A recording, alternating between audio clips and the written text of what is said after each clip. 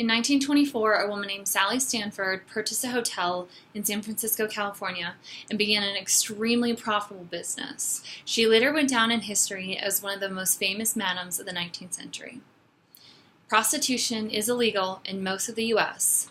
However, would changing prostitution really change that much in our communities, for better or worse? There isn't a lot known about the history of prostitution that's taught in our schools. However, there are a few cities currently that are discussing legalizing prostitution that will be on the ballots later on this year. First, I'd like to discuss the history of prostitution and how it's evolved. Secondly, the legal ramifications if you found guilty of prostitution. And lastly, I'd like to discuss the states that allow prostitution and how it is regulated and the benefits of those. So the history of prostitution actually began a huge boom in the American Revolution. In August 20th, 1863, the U.S. military commander, Brig General Robert S. Granger, legalized prostitution in Nashville, Tennessee, in order to curb venereal disease among United soldiers. The gold rush profits in the 1840s and the 1900s attracted gambling, crime, saloons, and prostitution in the mining towns of the Wild West.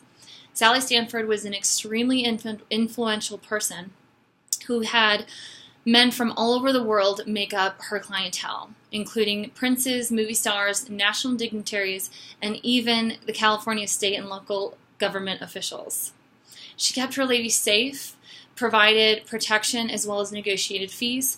Men came from all over the world with respect for the women. There weren't any violence or murder during the time she was a madam. Famous brothels popped up everywhere. And actually I have it highlighted here back on the map.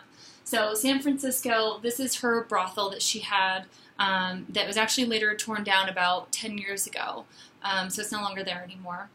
In 1881, the Birdcage Theater opened in Tombstone, Arizona, included a brothel with 14 cribs suspended from the ceiling in cages. Famous men such as Doc Holliday, Diamond Jim Brady, and Jim Hurst frequently established it. So that one's down here in Arizona. We also have, obviously, Las Vegas, Nevada.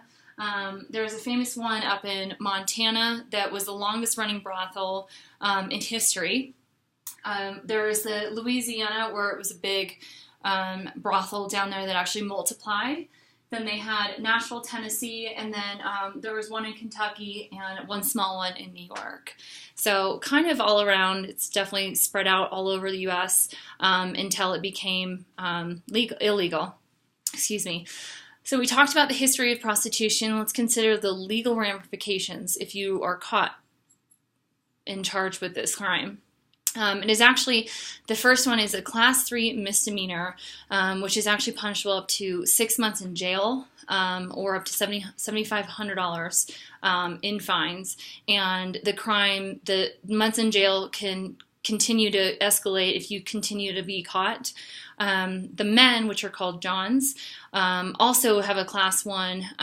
It's up to $750 fine and 6 months in jail.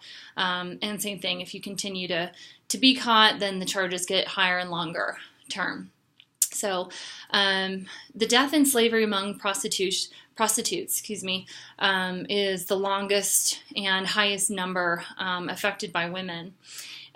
They did a study in Colorado Springs, and they found that the death rate among active prostitutes was 6 times higher than the national average. So these women are, unprotected and vulnerable, and unfortunately have a higher death rate.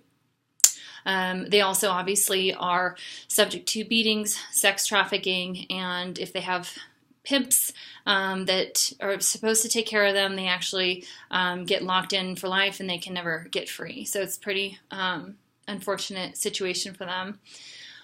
So we've talked about the legal ramifications. Let's talk about kind of the other side, which might be the benefit to legalizing it, because it is, however, legal in Las Vegas, Nevada. A brothel was allowed in 1978 to run in a certain county in Las Vegas, which actually spurred on them allowing to have more brothels and legal prostitution in that state. The legalization of prostitution allows certain counties to work. So it's not the entire state, but they do pay taxes on it. They are normal, hardworking citizens. It is a very lucrative business. So the United States estimates that it generates $14 billion a year.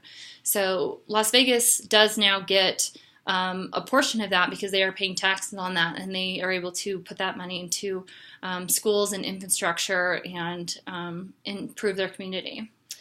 So the last thing is basically that they are also really regulated. So back in 1911, San Francisco did open up a clinic for sex workers. They made it mandatory to come and get tested and get treated if they did have something. And the city found that they had venereal diseases drop down 60% across the board of people getting any type of STD. So very beneficial. It wasn't open that long. Unfortunately, they did close it down. But a lot of places in Nevada do offer those services to keep them clean and healthy. So we talked about prostitution and the potential that it could help the communities and the benefits.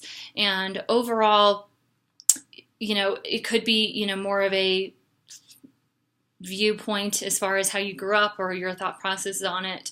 But it is hard to deny that there are benefits to it, and there are people that are working that do enjoy it.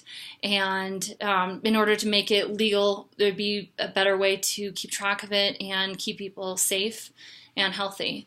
It is one of the oldest trades in history, and opening your mind to the idea of it being legal could change the viewpoint and how they are viewed. Thank you very much.